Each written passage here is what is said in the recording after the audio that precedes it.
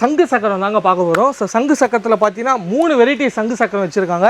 So சங்கு சக்கரம் எல்லாமே கிலோ கணக்கில் நீங்கள் வாங்கிக்க முடியுங்க. ஸோ நான் உங்களுக்கு ஒன்று வேணா காட்டுறேன். ஸோ பார்த்தீங்கன்னா மினி சைஸ் சங்கு சக்கரம் இருக்குது. ஸோ அதோட வந்து கொஞ்சம் பெரிய சைஸ் வேணும் அப்படின்னா பெரிய சைஸுமே அவைலபிள் இருக்குது.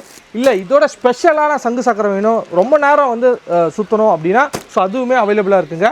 ஸோ இது வந்து ஸ்பெஷல், சரிங்களா?